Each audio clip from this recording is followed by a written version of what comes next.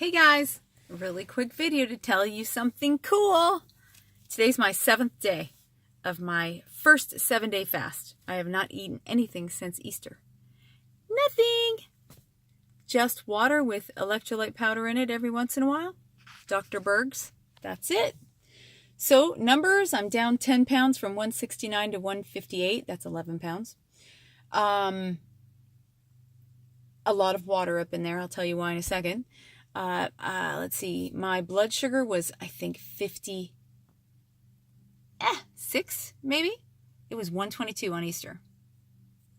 My, ketones went from 2.0 to 5.1. Woo! Now, 2.0 is pretty good, too. That means I was burning fat, but it also means I was eating too much fat because my weight was 169. Now, I've not seen the 50s since I was in my 20s. So I'm very happy to see those. You guys remember when I was fighting the 80s? I could not get out of the 80s, 180s, 170s, 160s. I'm really hoping to battle the 150s. That's my goal right now. I just want to battle those 50s for the next couple of months, whatever. 2 steps forward, 1 step back. So the reason I was pretty high there, pretty high on ketones. No, my weight was pretty high because I was eating too much fat. But I also had a lot of water weight in my ankles. Easter, I ate a lot.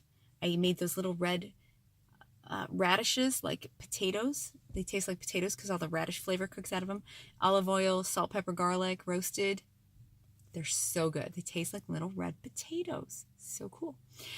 So anyway, there's a lot of salt on that. A lot of salt in the roasted cabbage. Oh, so good. And hold on. Yeah, was that good? And salmon. Anyway, high salt. So I had cankles for 3 days. Absolutely. My first 3 days of my fast was fat cankles. I cannot believe my ankles were that big because of the salt, period. That's all it was. So that made it very easy to fast for 3 days. I just looked down and be embarrassed. I had to go teach my dance classes with cankles. What? Yuck. It was so gross. No more of that. So that was easy. So the hard parts of the 7-day fast were like day 4 and 5.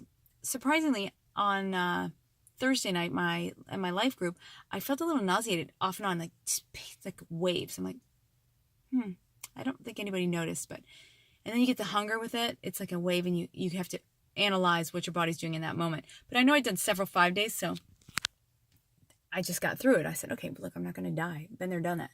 So I got through that. Another hard part of the fast was a couple of nights. One night before last, that was the 5th night, up from 3 to 6 a.m. watching TV because I got energy in the night. I'm like, and then I also had restless arm syndrome. You ever hear that?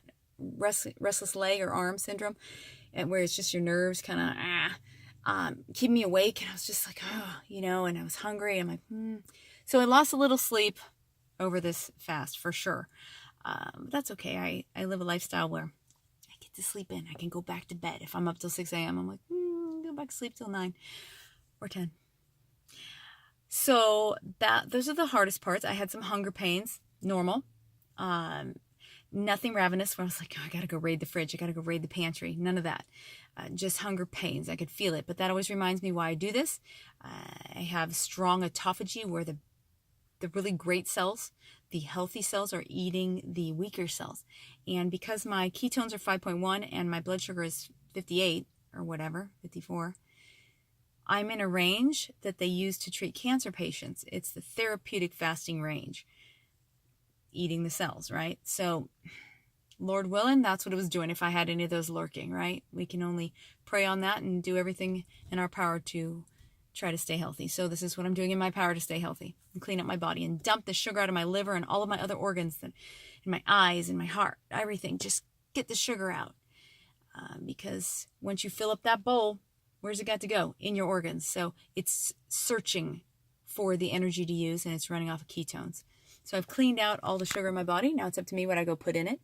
I'm staying at no more than 20 carbs and high healthy fat, which is your avocado oil, olive oil, coconut oil, and butter.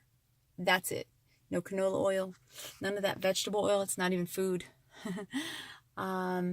So over the next 2 days, I'm only going to eat 800 calories, which is a fasting mimicking diet, so that my body stays and gets the benefits of the stem cells. The autophagy I'm in will stay. I may do it longer. I may do 800 calories a day for the week, which is very normal, and they've seen a lot of success with that. So that might get me in the low 50s. Maybe. My goal is like 140. I think I skipped that number long ago. I think I went to bed 138 and woke up 142. Yeah, that was a Domino's night back in 1991. Anyway, okay, that's it. My phone is going to overheat because I'm overheating in this car right now. It is hot, and I need to go make a big old omelet. 800 calories. I'm going to have omelet, some kind of greens. I'll put either kale or spinach in there cooked up, and a lot of cheese, and some mushrooms, and probably some jalapenos and sour cream. Maybe avocado. This is getting to be a very big omelet. The longer I talk to you, the bigger the omelet's getting, so I should go. All right, I hurt you all. Thanks for listening to my story. 6 minutes and 20 seconds of blah. All right. 7 days. What? Bye, guys.